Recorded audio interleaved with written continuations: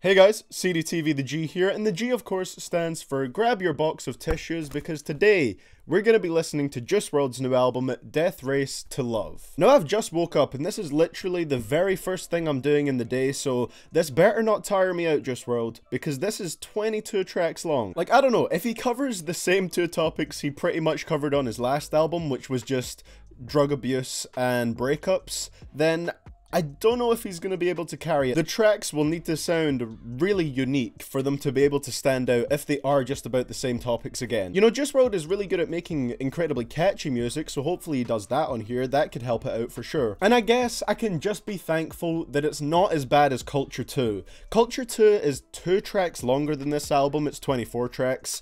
But somehow it's 30 minutes longer. It definitely could be worse, so I guess I can't complain that much. Let's not waste any more time, guys. Let's get right into this. Hopefully, if this is just about drug abuse and relationships, hopefully the tracks at least sound really great. I guess we'll see. So let's get straight into track number 1, which is called Empty. Okay, these keys are sounding nice as hell, man. From the unknown, I ran away, I don't think I'm coming back home. Ain't no right way, just the wrong way, I know. I problem solve with styrofoam. Okay. Losing my sanity up in the house in the hills. I ain't have anything and I still don't have anything still. These drugs acting like mosh pit, squishing me. Oh me, how they kill me slowly. I know, I ran away. I don't like that part of the hook. Hold my hand through hell we go. Don't look back, it ain't the past no more. Yeah, that track was pretty much like exactly what is to be expected from a Juice WRLD project, so I honestly don't really have any strong feelings about it either way. It's definitely a catchy song. I mostly liked his vocals on it, apart from the whole "from the unknown." Like that just sounded like a really awkward way to fill in the space from that note. But apart from that, I really thought the vocals were pretty clean on this one. It's just the fact that literally it is exactly what you can expect from Juice WRLD. No stepping outside the box on this one. Yeah, it's a track that I genuinely just don't feel strongly about at all. So let's move on to the next one, track number 2, which is called Maze. Same subject matter as we can expect, but this one, I like the sound of this one a little bit better.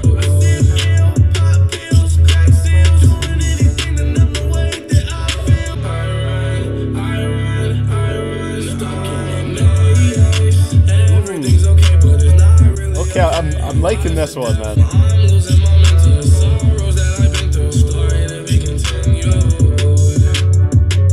Oh wow, is that the end of that one?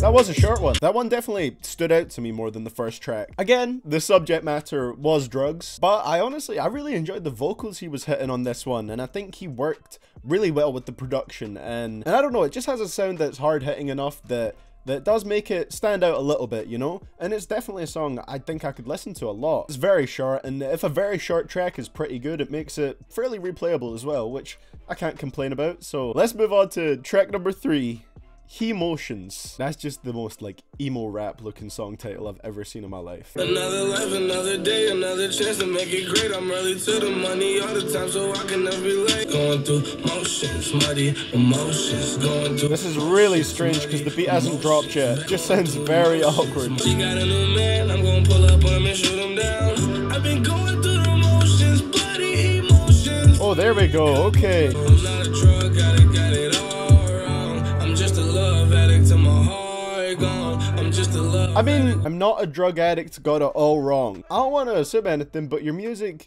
very much portrays drug addiction and dependency on drugs. I don't know if that line was maybe a little bit tongue-in-cheek. Maybe it was. If it wasn't, then I don't know what he was trying to say there. Going through emotions, muddy emotions. Going through emotions, muddy emotions. Going through emotions. That one easily had my least favorite instrumental on the album so far, and that was definitely one of the main things that affected my enjoyment of this one. I mean, it was nice towards the end. The outro of the instrumental was quite nice, but during the actual song, I didn't like it that much, and it just sounded very awkward at the start with how long it took for the beat to actually drop and for the kicks to come in.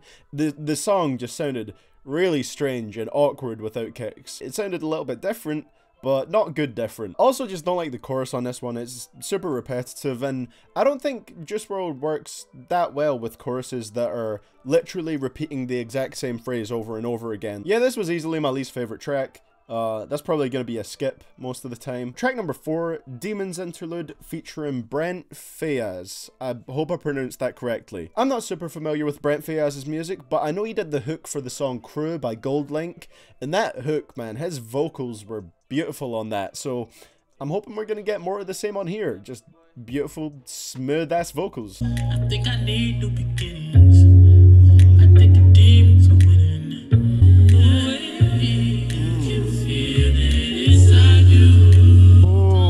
Yeah, I feel those vocals inside me, god damn.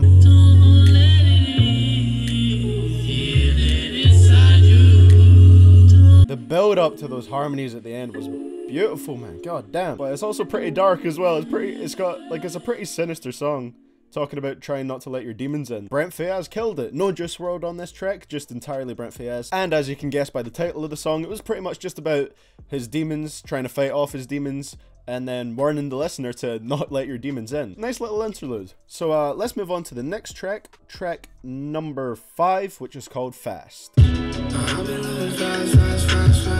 Okay. That's what I like. The way this hook sounds makes this song kind of unique in a way, because I can't think of any other Juice WRLD choruses that sound like this, and that's what I want to hear. Every day, are you counting up the blows? Gotta win sometimes when you always lose.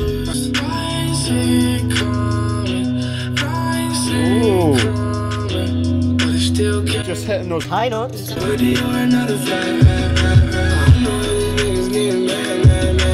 Been months since I felt at home, but it's okay, cause I'm rich. Psych, I'm still sad as a bitch. You got me with that one, Juice. You got me with that one. But hurry up and get in your bag.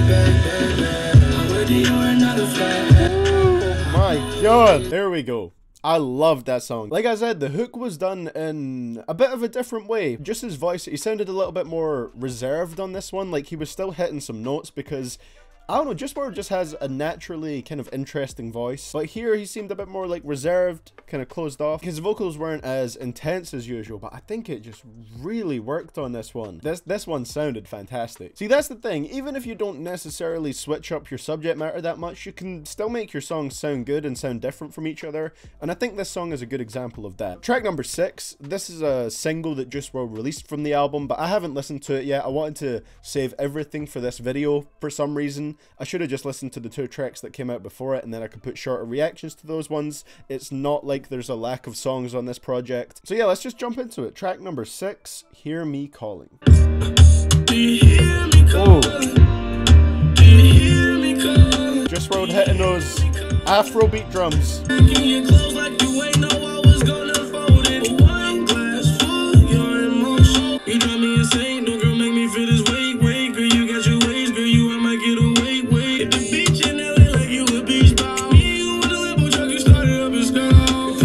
What? It's just, I've never heard a woman compared to a beach ball in a rap song before. The line does make sense, but it's a strange thing to compare someone to. Girl, you give me the best, yes, girl, you the best. Take away stress, love me to death when I'm a mess. Do you hear me calling? Okay, Juice WRLD switching it up a little bit with a kind of dancehall or Afrobeat style song, and yeah, it was actually really enjoyable. And that's interesting because a lot of the time dancehall songs can just sound like excuses almost to get your song into a club. Because of the tempo and the rhythm of the drums, they're very good for that kind of setting. But this song wasn't that. This was the first song I think on this album actually that fully focused on heartbreak. Just bringing out a little bit of his crazy side on here, saying, "Where in the fuck did you think you were going? Folding and packing your clothes like you ain't know I was gonna unfold it." So that's nice. You just won't let her leave. Yeah, the subject matter on that one did make Juice sound a little bit like a psychopath. Overall, that's just another one that I really did enjoy a lot. So after that, let's move on to track number 7, which is called Big. I hope there's some tracks where he raps on here, like proper rapping. And this one might be that. Even at my worst, I'm feeling like I am the best. I didn't matter where I'm pissing myself like I'm running out of test. Right, I'm sorry, I know this is the most typical comparison I can make when someone's kind of auto-tune. I'm only making this comparison because I really do hear it on here. The way Juice is kind of slurring his voice and using auto-tune here, and the way the vocals really kind of echo at the end of the lines. This sounds very Travis Scott-like to me, this hook. Not saying when you use autotune you sound like Travis Scott, but it's just a very specific way in which he's doing it. I never been a referee, but I still got a tag, kill tag. I'ma tell that nigga block to a hard project. Because so I paid that. Where the fuck is the bank at? I do it big, yeah. Big, yeah. I do it big, yeah. Big, yeah. Even when I stand up and hit it from the back, I'ma still get laid. That bitch is tracking, she run up on me, she get slayed. Forgive and forget, man, I don't forget shit. What? Okay.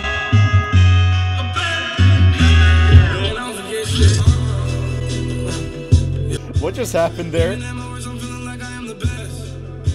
I don't even know where I am anymore. I felt like that one was kind of just like passable. The instrumental was pretty nice on it. I just feel like, honestly, the part I didn't like was Juice WRLD himself on here. He definitely was rapping a lot more on this track than he did on the other songs, but he didn't go in as much as I thought he was going to. But it's not only that that brought down the song for me, it was also the fact that he pretty much carried the exact same delivery from the chorus onto the verse.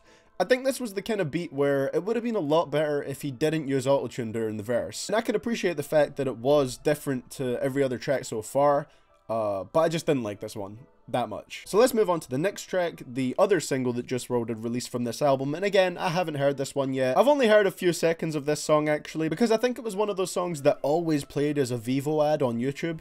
So I've heard a little bit of the hook, but that's pretty much it. Apart from that, I've managed to avoid the song. So let's get right into it. Track number 8, Robbery. This shit funny. Is it? What's funny? Nothing has been said yet, Juice.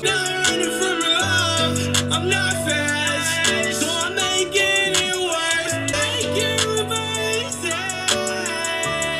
It was a gift and a curse. The vocals on this one are interesting so far. So far, it just sounds like just kind of shrieking. One thing my dad told me was never let your woman know when you're insecure. Well, you failed at that. One of your songs, the hook is literally just, I don't know if it's because my heart hurts or if I'm insecure. So you didn't take that advice, Juice WRLD. Oh, I don't wanna leave.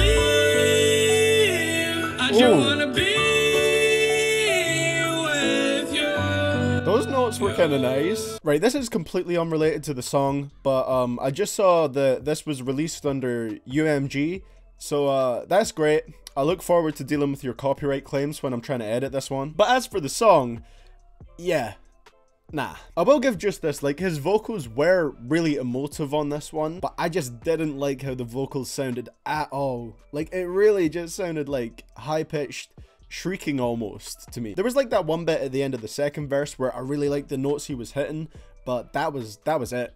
That was the only part I really liked. She told me put my heart in the bag. Let's go to track number 9, Flaws and Sins. There's a difference between I need you and I want you. Girl, I need you. Good sex. Let the conversations get a little deeper. Practice at 38. I've been getting off. I didn't chill down on the drugs since you've been involved. Suck it. This is a nice song. In the bedroom. Fuck you on the product. Her face like Lady Gaga. Riding like a Mazda. In love with all your flaws and sins. Your scars are really gorgeous. Ain't that a weird Gorgeous. Hope you know that if you ever try to end, you gon' catch a couple out the FN. And Cupid ain't give you a headshot. That's reassuring. Yeah, I hope you know that if you ever end this relationship, I will come at you with a gun. There he goes with that psycho shit again. This song was kind of cute at the start. It was like, I was like, oh, it's nice to hear a song where Juice WRLD's finally happy, he's in a happy relationship. But then he's like, yeah, well, let's really take your life if you leave me. Got no choice but to leave you with a headshot. Look at the way I make that fucking bed rock. I'm really all in love with all your flaws and sins. Your scars are really gorgeous. I see light in all the darkness. Haha, speaking of light and all the darkness, the sun is starting to come up now, so I'm just going to close the curtains so it doesn't mess with the lighting. So as for the song, Juice sounds absolutely mental on this one. Like, psychotic. Sonically, the track wasn't bad. Like, I could definitely listen to that one again and enjoy it.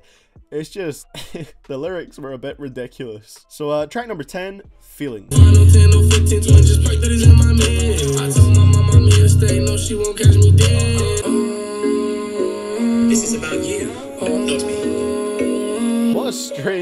That sample sounded really oddly mixed into the song. I'm just winning, W-I-N-N-I-N-G. Boys ain't no I in team, but it's an me intent. I'm in it's a me intent. My new girl a Lamborghini, your girl a Honda Accord. Mama tell me I gotta stay focused, told her I am not a fraud. That was another one kind of like the first track, Empty, in terms of how I feel about it. It's just another one that I don't feel too strongly about either way. It's definitely one that, given the option, I would cut off of the track list. I guess I like the more upbeat sound the beat had to it on this one. But yeah, I don't think there was too much that was special to this one, honestly. I want to mention this here though, because he did say on this track that he's the freestyle king. I do want to see at least like a couple tracks on this album where just really like raps on them, you know, because he's showing that he can with his freestyles. His freestyles are super impressive. I hope there's some tracks where he kind of translates that freestyling ability into an actual song on here, but then again, I don't know how well it would fit in. I think it would just be nice to see that versatility come through a bit more. So yeah, that track, I guess a shrug of the shoulders from me. So let's move on to the one with the most lovely title on the album, track number 11, Syphilis. Oh, I'm getting Nooktown vibes from this one already. You know the song you did with Ski Mask? That's the vibe I'm getting from this. She gon' let me fuck. Yeah, I get inside. Bitch, be sick of this syphilis, that nigga trippin' and I'ma get rid of them. My eyes go blacker than licorice. I had a lick and I ended up killing them.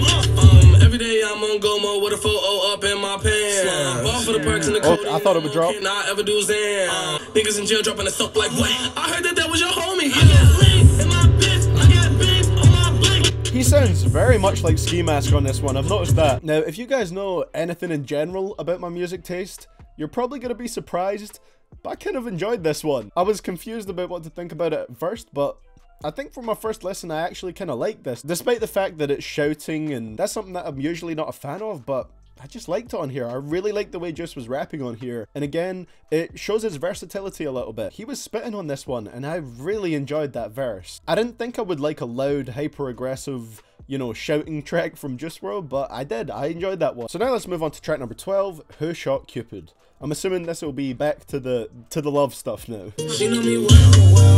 She know me well.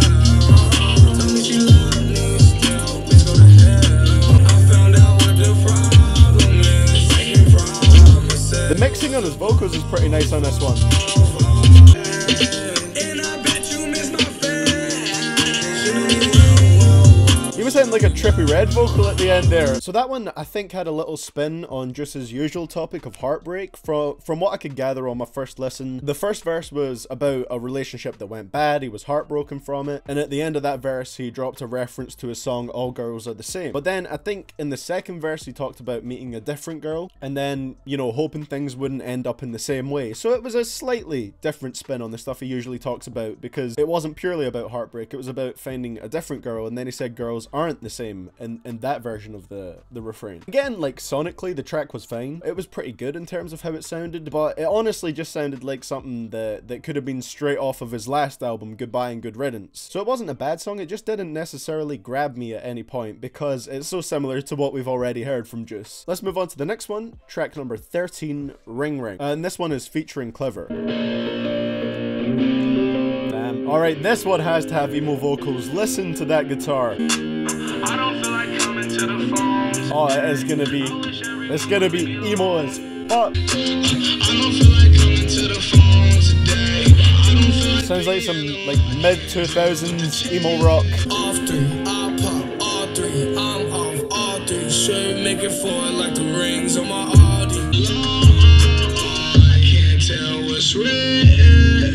I don't feel like coming to the phone today. So this is Clever. Mates coming on the way to get me beat. Buy me this, buy me that, bitch, hit your knees. I wasn't rebuilt. What the fuck is this? I'm high on drugs and I wanna sleep. I just wanna go somewhere and go. You only have 3 features on this album, and that was one of them. My god. I haven't heard any of Clever's music, so maybe his own music is really good.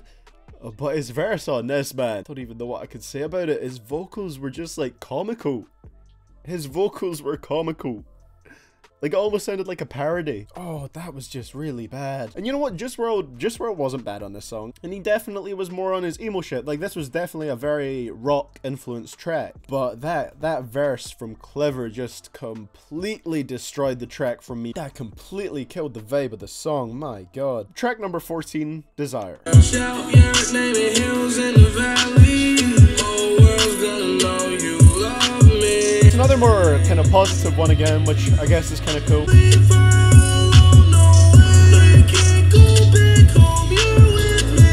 Yeah, just nothing super interesting about that track, honestly. You know, it's another one that, given the choice, I personally would have cut that off the album. Again, it sounds like another Goodbye and Good Riddance leftover. And just, I'm starting to to feel the length of the album. So let's move on to the next one. Track number 15, Out My Way. New nigga on the block, yeah, I got my Glocky. Look like I've been locked up, arms kinda stocky. Make him take off like me go in the kitchen. Oh, that was one of the, like, laziest similes I've ever seen in my life. Make him take off like Migos. Get it? Because, you know, Take Off, the one that was left off Bad and Bougie. I say that simile was lazy, and then I just used the most lazy joke that I could have used there. I apologize for that. You know what? Just, I'm no better. I'll give you a pass for that one, because I did that. Full of shit, bitch, boy, these hoes like A-Ho. Every day I wake up thinking about the pesos. Maybe I don't want Just to come through. Oh, that's really, like, orange the lighting now, Jesus. Maybe I don't want Just to come through with the rapping on this album, because I've noticed 2 out of the 3 tracks where he's really been spitting on this one. I only liked one of them, and that was Syphilis. There was just a lot of very simplistic similes and kind of wordplay on here. And again, the production wasn't really anything that I loved either on this one, so that didn't draw me in. The rapping itself, I didn't love that much. We're definitely hitting a bit of a slump in this album. Since Syphilis, we haven't had a track that I like that much. Hopefully track number 16 is that. The Bee's Knees. This is 5.5 minutes long. This is gonna need to be very good to carry it for 5 minutes and 30 seconds.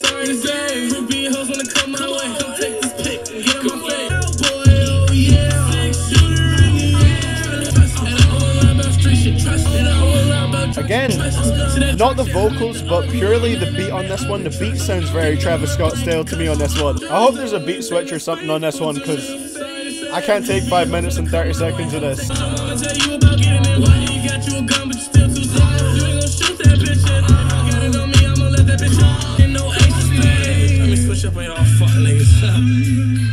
Oh, we do have a beat switch. Let's go.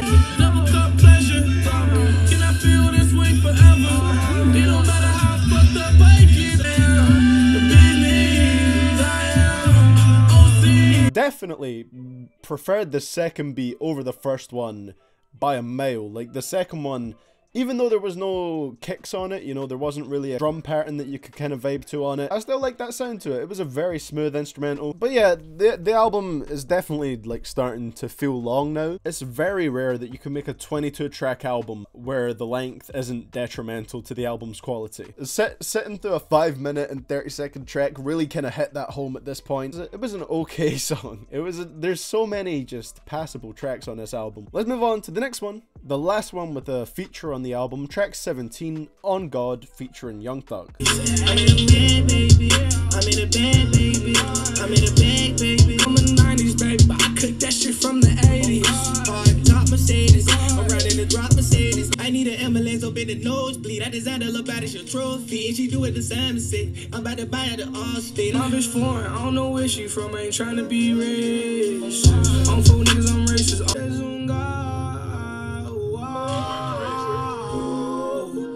What is the second half, man? I thought the track featuring Young Thug might have been a nice, you know, change of pace. Something that would switch up the sound a little bit, keep things interesting, because, you know, Young Thug, he is one of the most just wild vocalists in rap music out there. He'll do anything with his voice and somehow kind of make it work. But again, this track just didn't stand out to me in any unique kind of way. The album is just starting to drain me at this point. This second half is taking a nosedive straight into the ground. It's not even that these are like back-to-back bad songs, it's just back-to-back songs that I feel indifferent about, and indifference is like one of the worst things you can feel about a song. It's a shame. I think he could have done more with Young Thug on the song. I had a decent structure to it, I guess, with how they were trading bars. Let's move on to track number 18, 10 Feet. Acidic, a bunch of bad habits with bad measures. magic. Can't disappear or Okay. appear in the same sentence. I'm bad at it. A straight creep, so high I can't. Okay, this is the kind of rapping I wanted to hear on here. I feel like hell full of bad bitches. Wonder if it's room in heaven for savages. My life's a canvas, I'm painting in blood like a cannibal. Times 10 feet. Them niggas in the mess me.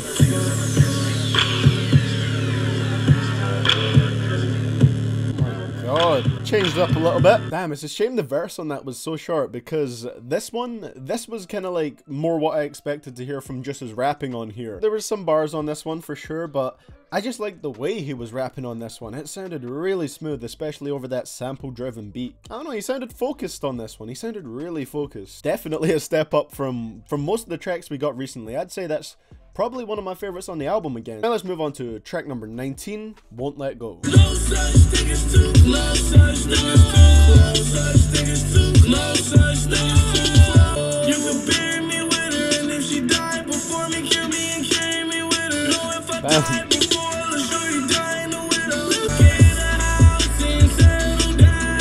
Have a child, watch you moving around. Your eyes sunshine through life's rain clouds. Oh, that was nice. Now just don't talk about killing her on this one if she leaves you. I need to feel your touch. You can hold those notes pretty well. This one was actually pretty cute, unlike Flaws and Sins. He didn't go off on a tangent about shooting her in the head. Just a straight up love song on this one. It's just at this point, the album is like, the length is really impacting my enjoyment of these songs, because it is tiring me out a little bit, because I know there might be some comments like, oh, you don't have to listen to it in one sitting. And you're right, I don't have to, but that's how I listen to albums. So yeah, this is all my experience with the album. Again, it was another one. It's like the third track on here that I really feel like was incredibly similar to the Goodbye and Good Riddance style of songs, but it wasn't a bad song. Track number 20, She's the One. Wake up from a dream, is my everything sleeps without her next to me, so I'm sure she's the one. I'm trying to figure out this song from that. I really like the sound of the kind of dreamy melody at the start, but when the drums came in, I don't necessarily know what it is, but it feels like something about the drums or the melody or Juice WRLD's vocals. They don't really all mesh together. They're actually kind of clashing against each other, and it sounds really awkward. I can't go to sleep without her next to me. So you be in Jersey like you snooky. But I know you really care for Philly, down just like McMillan. Damn, this beat could have been so much better, because this part sounds so nice. But yeah, it's pretty much like I said during it. It was the combination of those drums with that bell instrumental that just didn't work for me on this one. It really sounded like they were just fighting against each other. They had completely different tones to them, and it didn't work. Track 21, Rider.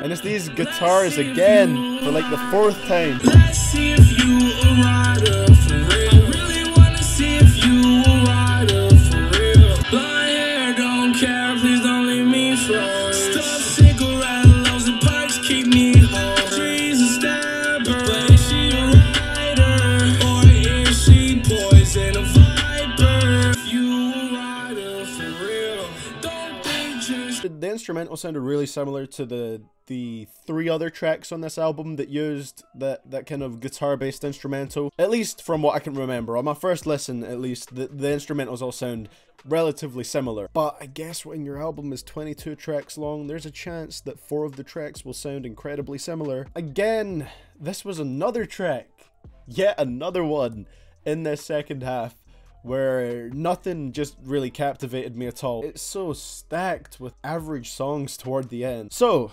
let's move on to the final one on the album, track number 22, Make Believe. Let's end this on a good note, Juice. I figured she was gonna break my heart regardless, so I took her out and dumped her in the garbage. The stupid bitch then turned herself into a target. We're gonna have a psychotic track to finish. I ain't never ever gonna lose. Tell me what I gotta do to prove to you. You walked in, I'm missing in the span on me. Yeah, ecstasy. Matter of fact, there's a bridge that my car was to me. He instead we alive, but he ain't nicer than me. He was drunk driving me, I'm just straight Hercules. And that is it. We have finally made it through Juice WRLD's Death Race for Love album. The sun has literally risen in the time that it took me to react to this. Honestly, I think my favorite part about that song was the second verse, because I thought the comparison to Stam was quite smart. He managed to work it into pretty much all the lines. Honestly, it was probably one of the most consistent pieces of storytelling on this album, but I already don't remember much else from the song apart from that. Let's go straight into my overall thoughts on Death Race for Love by Juice WRLD. Overall, this album's long.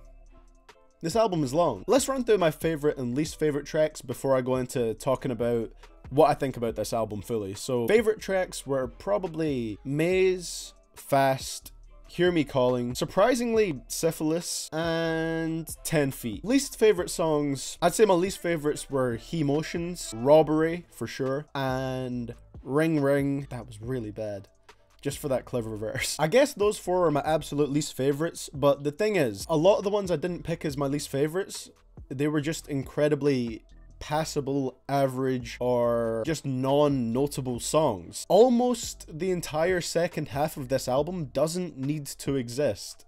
There is no justifiable reason why this album is 22 songs to me. It genuinely doesn't need to be this long. There was a couple good songs, but after Syphilis, man, the project just nosedived. As for the first half, it wasn't flawless, but it was definitely a lot better. The most replayable tracks came from that first half. I'm confused by this album a little bit. I just don't get where the decision came from to make this so long, unless it was purely for streams. It is definitely a different album compared to Goodbye and Good Riddance, even though there was a few tracks on here that just sounded kind of like bonus cuts from that album. There's a lot of stuff on here that really stands on its own. Like I said, Hear Me Calling had that Afrobeat style, which was nowhere to be found on Goodbye and Good Riddance. Syphilis was just a hard-hitting, incredibly raw track that reminded me of Juice WRLD's part on Nooktown. And the second half of The Bee's Knees, that had an instrumental that we didn't hear anything like on Goodbye and Good Riddance. So this album, it definitely does stand on its own, but in my opinion, this is just an okay album. You're gonna have to pay me to listen to the whole thing again from start to finish in one sitting.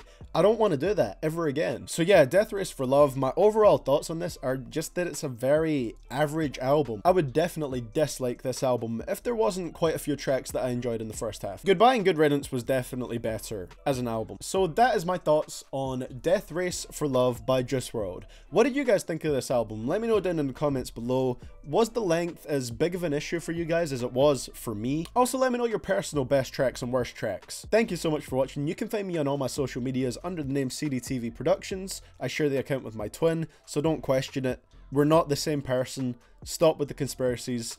And I'll see you all in the next one. This is CDTVThaG, signing out.